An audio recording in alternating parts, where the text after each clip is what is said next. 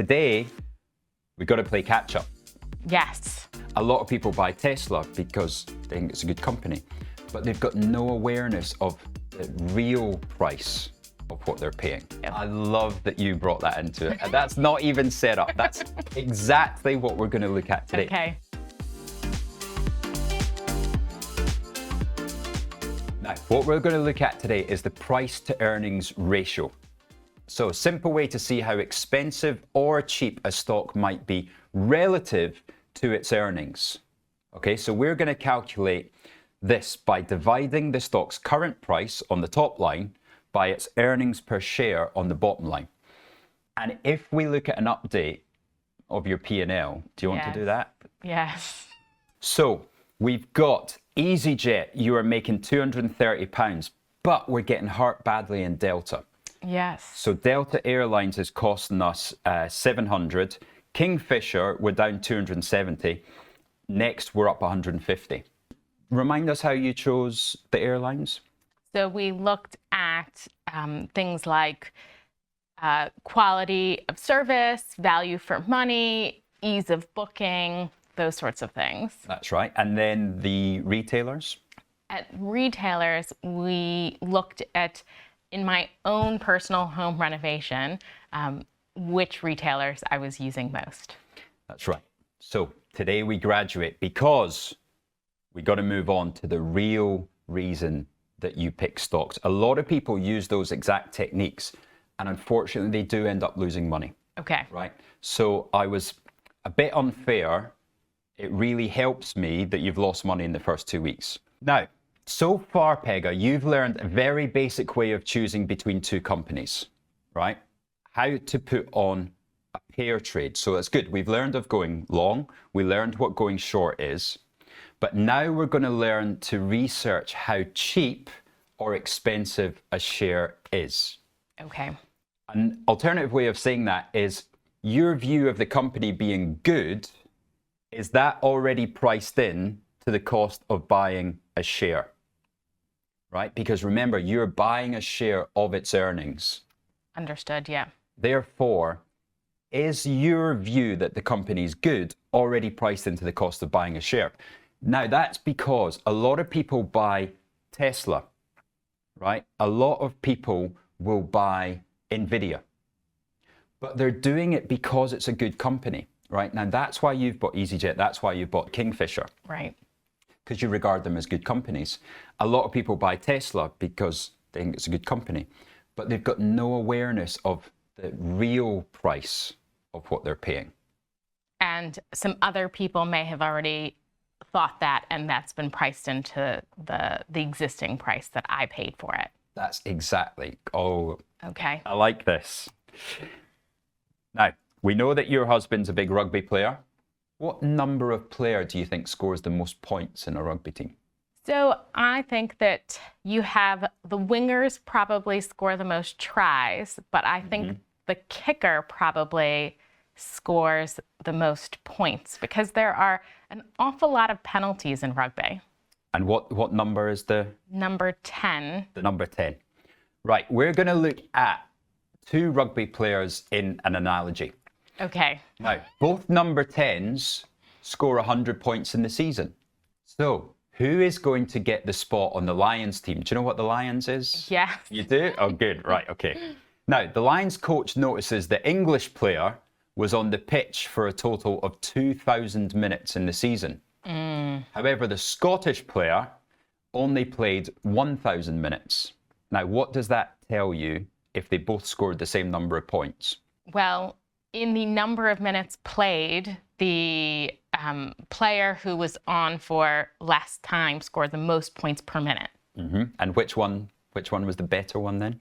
I think it's the Scottish player. Oh, I think so as well. So the Scottish player, so what we're saying is that 1,000 minutes on the top line divided by the number of points on the bottom line is a 10 times ratio, okay? So number of minutes played divided by points. So you could think of the top line like the price you have to pay because you're having to put him on the pitch for 1,000 minutes. The return is like the earnings. And the bottom line, you're getting 100 points from them both. So that's exactly how to think of it, like a company's stock price. So if we look at the next slide, you see the comparison. If a company's stock is priced at $100 and its earnings per share is $5, the PE ratio is simply the 100 on the top line divided by 5 on the bottom. So always think about it. Stock price divided by the return, right? And that return is earnings of 5 per share. So that's a PE ratio of 20. This means investors are willing to pay 20 times the company's current year's earnings, right? Not taking into consideration the future increase in earnings. But at this moment in time, they're prepared to pay 20 times for one share of its stock. In general, a higher PE suggests higher expectations of future growth, or the company is more expensive, right, with the higher PE. A lower PE might indicate a more mature or undervalued stock. Okay. So it's like Moneyball, where you have to try to pick the player who is perhaps batting above their value. I love that you brought that into it. And that's not even set up. That's exactly what we're going to look at today. Okay. Because today, we've got to play catch up. Yes. So we're going to go double bubble today. Okay. And we're going to put 2 longs and 2 shorts. But how are we going to choose them? On the PE ratio, we're going to pick the stocks that we feel will outperform. That's yes? right. Okay. And we're going to search for value. Okay. Right? We're going to search for good companies. So we still want to keep with the good companies that are on a lower PE multiple. And then we might even look at dividend as well. Ooh. But mainly, which good company is on a low PE multiple? And then we're going to choose a company on a high PE multiple that you wouldn't be so overly crazy about. Okay. Now, what PE ratio do you think the whole market trades at?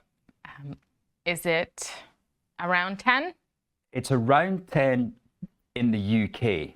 Okay, it's 13. Okay. But what do we know about the UK compared with the US? I think there's more consumer confidence in markets in the US. So it just sort of seems like it keeps on growing and keeps on growing and keeps on growing. And they've got all this innovation around artificial intelligence. And artificial intelligence especially is somewhere that price expectations in the future, profit expectations, that it's going to grow and grow and grow. Yeah. Whereas in this country, we've got that more sort of BP, Shell, Glaxo, AstraZeneca, you know, big, fantastic companies, big cash cows. Yes. But you don't expect too much growth in their profits. Not anything like the American ones. They're, the tech companies are quite scalable. Very much so.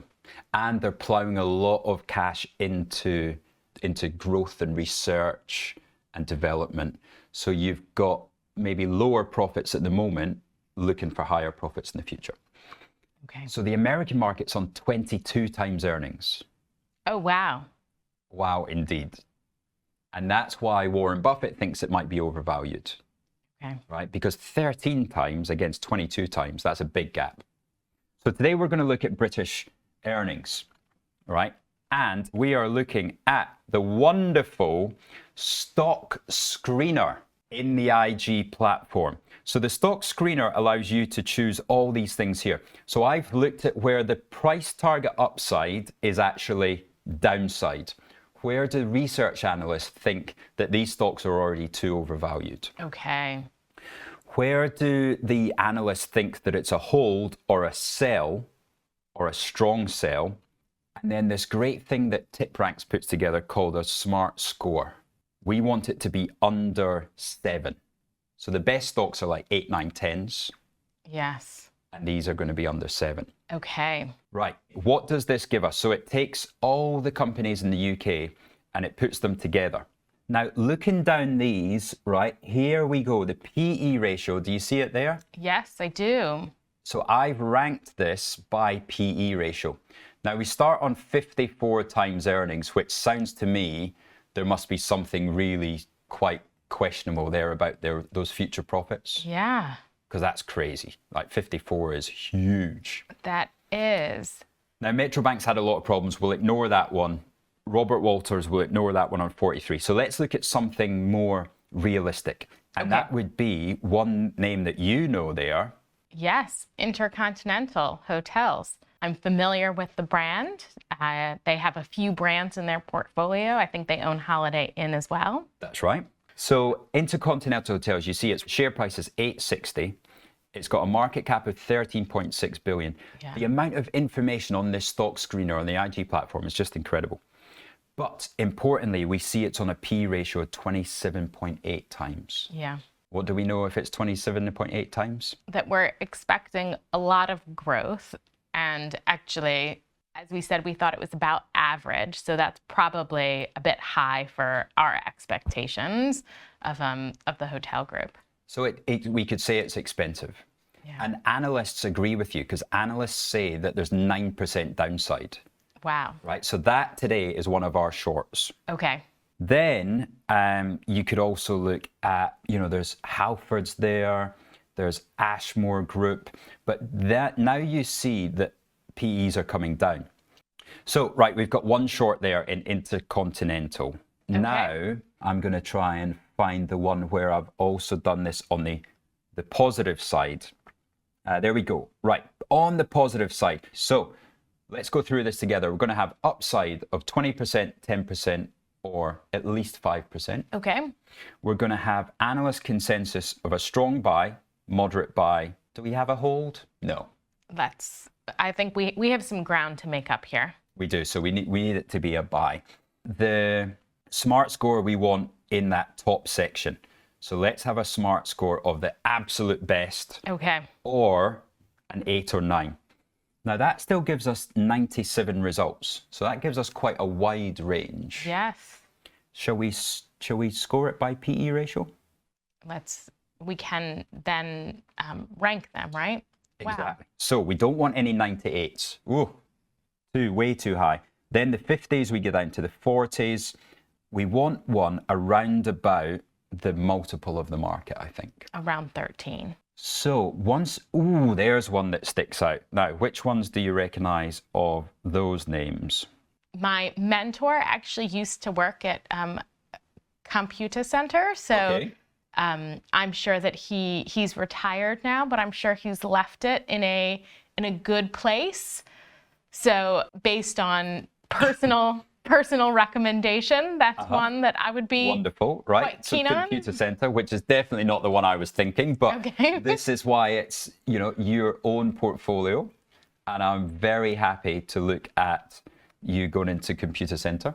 I know Shell, of course, as well. So I think Computer Center and Shell, again, I know Shell is doing a lot around their sort of transformation programs at the moment.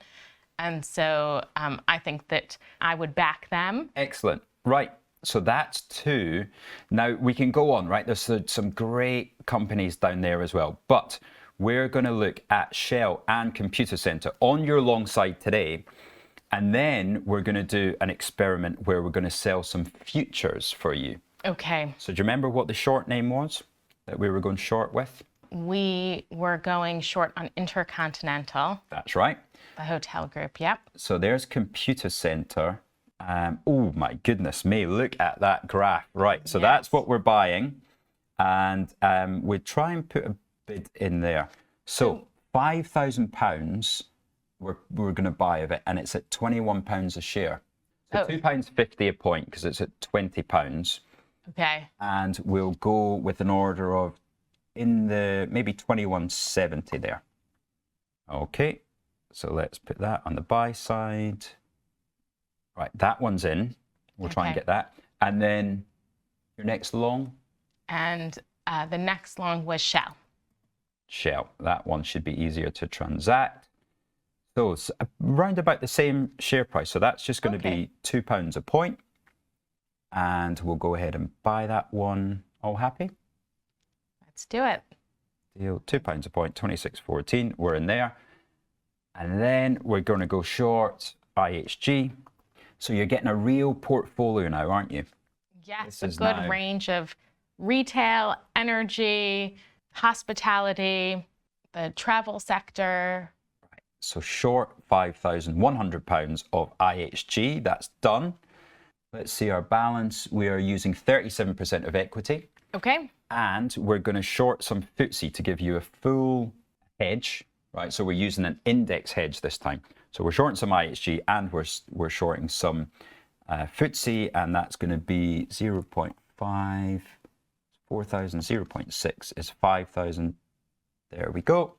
And that's because I have bought a few things in the FTSE, so Shell, Computer Center, so that's just to sort of balance it out. Is that right? That's exactly right. So now you're going to be long, well, how many positions? If you want to have a quick look at how many positions we've got. So remembering we are long Kingfisher, EasyJet, Shell, Computer Center to come, and we're short next IHG, FTSE 100 and Delta. That is a real portfolio. Yes.